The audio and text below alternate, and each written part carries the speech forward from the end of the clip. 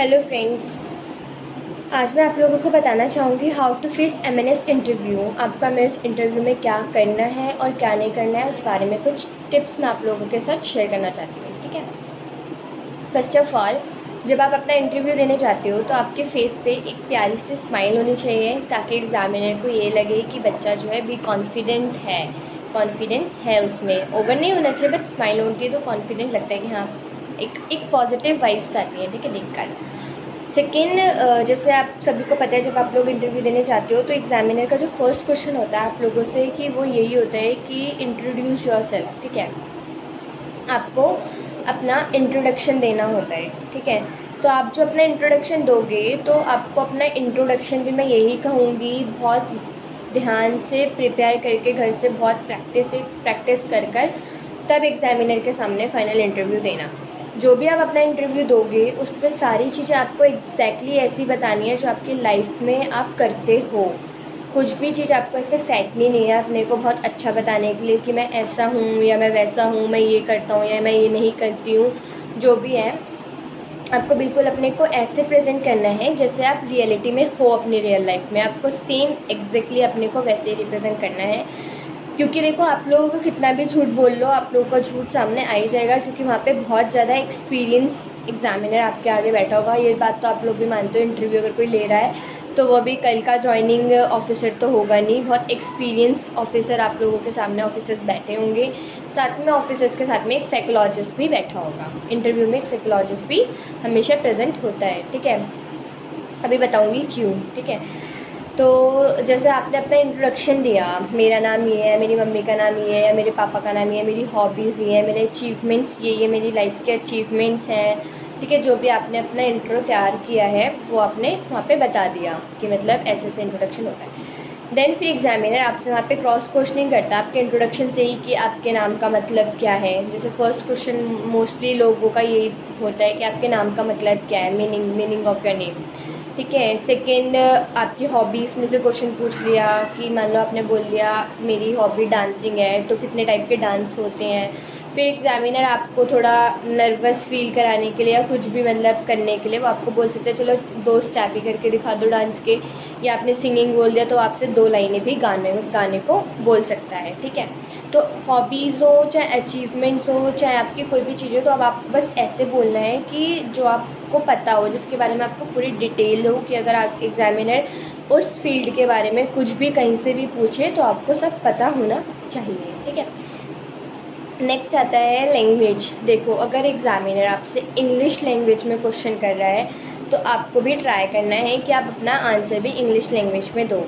मैं ये नहीं कह रही कि सबको इंग्लिश आती है या आप सुपीरियर बनने के लिए बोलो, ऐसे भी कुछ नहीं कह रही। अगर आपको इंग्लिश आती है तो आप दो, भी कंफर्टेबल अगर आप हो तो दो।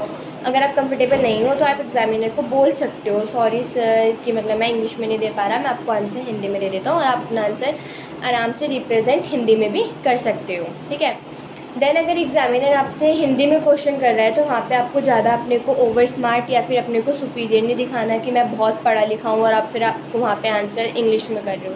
अगर एग्जामिनर ने आपसे हिंदी में क्वेश्चन किया है तो आपको उसका आंसर हिंदी में ही देना होगा। ठीक है, वहाँ पे आपको बिल्कुल भी अपने को ओवर कॉन्फिडेंट भी शो नहीं करना।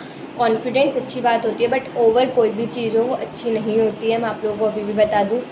देन फिर जैसे आपने लैंग्वेज का मैंने आपको बता दिया, स्माइल बता दी। ठीक है, आपको अपना इंट्रोडक्शन में मतलब इंट्रो देना है, फिर क्रॉस क्वेश्चनिंग होती है, कैसे रिप्लाई करना है, मैंने बता दिया। ठीक है, मोस्ट इंपॉर्टेंट चीज़ है मैं आपको लास्ट में बताना चाहूँगी। जैसे कि होते हैं ना बहुत बच्चे, मतलब होगा ऐसा, इस साल भी बहुत बच्चे ऐसे होंगे जो अभी फर्स्ट टाइम एमएनएस का एग्ज़ाम दे रहे होंगे।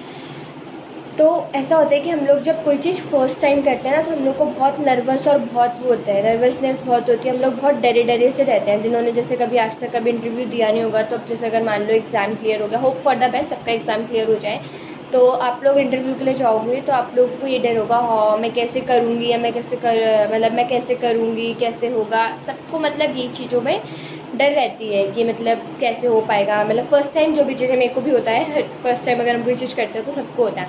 बट आपको वो डर अगर आपको लग भी रहा है, 1% मान के चलो, अगर आपको डर लग भी रहा है तो वो डर आपको अपने सामने वाले को शो नहीं करना। मेरे कहने का मतलब है आपको अपने इंटरव्यूअर को, एग्जामिनर को, किसी को भी वो डर अपना शो नहीं करना। आपको लग रहा है आप अपने अंदर तक रखो उस डर को, हर किसी को लगता है, पर लेकिन बी कॉन्फिडेंट। और मैं ये कहूँगी कोशिश करो कि डरना ही नहीं है। डरना क्यों है? तुम लोग कुछ गलत काम तो करने जा नहीं रहे हो, इंटरव्यू देने जा रहे हो अपना, तो अपना बेस्ट दो वहाँ पे।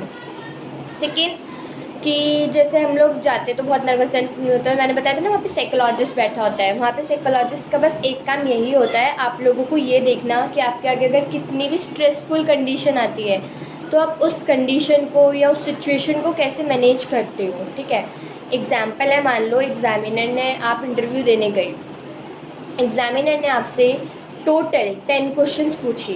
ठीक है, आपने उन 10 क्वेश्चंस में से 9 के आंसर्स गलत दिए हैं, रॉन्ग आंसर्स दिए आपने 9 क्वेश्चंस के, और एक आंसर आपका बस सही था। ठीक है, तो अब क्या होगा? नॉर्मली सी बात है, हम लोग बहुत ज़्यादा होपलेस हो जाएंगे, और डरने लग जाएंगे, अब मेरा सिलेक्शन तो होने नहीं वाला, अब तो मैं फेल हो जाऊंगा, ये लोग मुझे बाहर कर देंगे, क्योंकि हमें पता हमारा सिलेक्शन नहीं होगा अगर हमने गलत आंसर्स करे। आप लोग यही सोचोगे आप, बट आपको ऐसा कुछ भी नहीं सोचना। वहाँ पे एक साइकोलॉजिस्ट इसीलिए बैठा होता है, ये देखने के लिए कि कंडीशन या सिचुएशन कैसी भी आ जाए आपके सामने, कितनी भी स्ट्रेसफुल हो, कितनी भी नर्वस हो, तो आप उस चीज़ को फेस कैसे करोगे, आप अपने उस स्ट्रेसफुल कंडीशन को कैसे फेस कर रहे हो। आपको अपने फेस में कोई स्ट्रेस नहीं दिखाना, कोई भी नर्वसनेस नहीं दिखानी, बिल्कुल भी डर नहीं दिखाना। बी कॉन्फिडेंट होकर अपना इंटरव्यू देना है, कि मतलब एग्जामिनर को रहे कि हाँ कोई भी कैसी भी सिचुएशन आ जाए, शी विल मैनेज। ठीक है, कि मतलब ये मैनेज कर लेगी।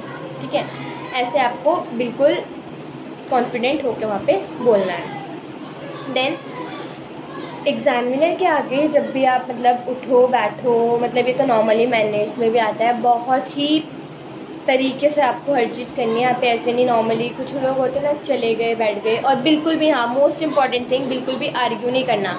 एग्जामिनर क्या करते हैं, जैसे उन्होंने आपसे कोई क्वेश्चन पूछा और आपने उसका आंसर किया, तो एग्जामिनर कभी कभी मान लो आपको उसका आंसर नहीं पता और एग्जामिनर ने आपने कुछ भी बोल दिया, एग्जामिनर ने बोला आपका आंसर गलत है, तो आपको ओवर कॉन्फिडेंट या फिर अपने को इतना कॉन्फिडेंस में शो नहीं करना कि नहीं सर सही है, मैंने सही बोला है, मैं सही हूँ, ऐसे नहीं करना। आपको एग्जामिनर बोल रहा है नहीं आप गलत हो और फिर आप उससे आर्ग्यू कर रहे हो, आपको ऐसे बिल्कुल भी नहीं करना है। एग्जामिनर से आर्ग्यू करके किसी को कुछ नहीं मिला आज तक, तो आपको भी एग्जामिनर से आर्ग्यू नहीं करना। आप अगर आपको आंसर आता है तो आप दो, कोई प्रॉब्लम नहीं। अगर आप श्योर हो तो आप दो, और अगर कोई क्वेश्चन ऐसा आपको आंसर नहीं आता तो प्लीज़ आप लोगों से मेरी एक रिक्वेस्ट है, आप वहाँ पे बस बोल देना sorry sir I don't know this answer. ठीक है, I don't know the answer, कि मेरे को आंसर नहीं पता। आपको कुछ भी झूठ नहीं बोलना, कोई भी आंसर अगर नहीं आता तो कुछ भी गैसिंग्स नहीं करनी है, नहीं तो एग्जामिनर आपको आपके आंसर में फंसा देगा और आपको भी नहीं पता चलेगा। ठीक है, तो आप लोगों को कुछ भी मतलब अगर आता है तो दो, नहीं आता तो मत दो। यहाँ पे इंटरव्यू में जो होता है क्वेश्चंस मैटर नहीं करते, आपका नॉन वर्बल कम्युनिकेशन मैटर करता है। वर्बल कम्युनिकेशन होता है जैसे मैं अभी आपसे कर रही हूँ, मैं बोल रही हूँ और आप मुझे सुन रहे हो, ये वर्बल कम्युनिकेशन है। बट नॉन वर्बल कम्युनिकेशन ऐसा होता है कि हम लोग बोलते भी नहीं हैं और सामने वाला हमारी बात को समझ लेता है, बहुत आसानी से पता लग जाता है। इसका फॉर एग्जांपल जैसे आप लोग अपनी डेली लाइफ में देख सकते हो, कोई इंसान है, आप किसी से बात कर रहे हो, ठीक है, बट उस इंसान को आपसे बात करने में बिल्कुल भी इंटरेस्ट नहीं है। ठीक है, वो इंसान आपसे बात करने में बिल्कुल भी इंटरेस्टेड नहीं है, उसको कोई मज़ा नहीं आ रहा आपकी बात सुनने में, या फिर यूँ समझ लो वो अभी इंटरेस्टेड नहीं है, उसके माइंड पे कोई ना कोई स्ट्रेस है, टेंशन है। ठीक है, तो वो आपको बुरा ना लगे करके वो आपको डायरेक्टली भी नहीं बोलेगा कि मेरे को तुझसे बात नहीं करनी, या मेरे को तेरी बात पे मज़ा नहीं आ रहा है, या मैं टेंशन में हूँ, मैं अब कल बात करता हूँ। वो आपको बिल्कुल भी कुछ नहीं बोल रहा, पर लेकिन उसकी हरकतें या उसका फेशियल एक्सप्रेशन ऐसा होगा कि आप खुद ही समझ जाओगे कि हाँ ये मेरे से बात करने में इंटरेस्टेड नहीं है। तो ये सब चीज़ें जो होती हैं, उठना बैठना, हमारे फेशियल, ये सब हमारे नॉन वर्बल कम्युनिकेशन में आते हैं, जो कि साइकोलॉजिस्ट वहाँ पर बैठ के खाली यही देखेगा। देखो सबको पता है एमएनएस के इंटरव्यू से पहले आपका एक रिटन टेस्ट होता है जो आप लोग 11 सितंबर को देकर आ चुके हो। ठीक है, होप फॉर द बेस्ट, सबका सिलेक्शन हो। पर लेकिन वहाँ पे जब आप इंटरव्यू देने जाओगे तो वहाँ पे क्वेश्चंस मैटर नहीं करते, इतने मैं आपको फिर से बता रही हूँ। अगर आपको आता है तो आप आंसर देना, अगर आपको नहीं आता तो लिव इट, छोड़ दो उसको, कोई बात नहीं, बोल दो sir I don't know the answer, वहाँ पे क्वेश्चंस मैटर नहीं करते। उन्हें पता है अगर बच्चा इस स्टेज तक आया है, इंटरव्यू की स्टेज तक आया है, तो उसने मेहनत करी थी, उसने पढ़ा था, तभी वो रिटन क्लियर करके इंटरव्यू तक पहुँचा है। वहाँ पे आपके क्वेश्चंस मैटर नहीं करेंगे, आपका कॉन्फिडेंस, आप सिचुएशन को कैसे हैंडल कर रहे हो, कैसे नहीं कर रहे हो, यही सब चीज़ें मैटर करती हैं। ठीक है, ये तो बात हो गई पूरे आपके इंट्रो की। आपने इंट्रोडक्शन दिया और एग्जामिनर ने आपसे क्रॉस क्वेश्चंस किए। ठीक है, ये सारी बातें हो गई। अब एग्जामिनर मान लो ऐसे क्वेश्चंस भी आप लोगों से कर सकता है कि आप में ऐसा क्या है कि हम आपको आर्मी के लिए सिलेक्ट करें। ठीक है, आप लोग आर्मी ज्वाइन करने जा रहे हो, क्वेश्चन आराम से हो सकता है कि आप में ऐसा क्या है कि मैं आपको आर्मी के लिए सिलेक्ट कर लूँ या करूँ, तो क्यों, मतलब कुछ अपनी कोई मतलब वो बताओ, बेस्ट अपने लाइफ का कोई बेस्ट इंसिडेंट अगर आपका है तो आप वहाँ पे वो बता सकते हो कि ऐसे ऐसे हुआ था, तब से मेरा मन है मैं आर्मी ज्वाइन करूँ, है ना। या फिर कोई मतलब ऐसा आप में बेस्ट है कि अपनी कोई बेस्ट क्वालिटी बता दो, और वहाँ पे आपको ये नहीं करना कि इन सब से तो अच्छी हूँ मैं इसलिए मुझे सिलेक्ट कर लो, या ये ऐसे किसी को भी नीचा दिखा के खुद को सुपीरियर नहीं बनाना। आप लोगों को अपने को सुपीरियर अपनी क्वालिटी से ही बनाना है, अपनी क्वालिटी ही बताओ जो आप हकीकत में हो। ठीक है, लास्ट में मैं यही कहूँगी, कॉन्फिडेंटली होकर जाना, आराम से इंटरव्यू देना, बिल्कुल भी टेंशन मत लेना, सब अच्छा होगा। पर लेकिन झूठ भी मत बोलना, जैसे आप लोग हो एग्जैक्टली वैसे ही अपने को एग्जामिनर के सामने प्रेजेंट करना। ठीक है, hope for the best, don't lose your hope. जय हिंद, बाय बाय गाइस।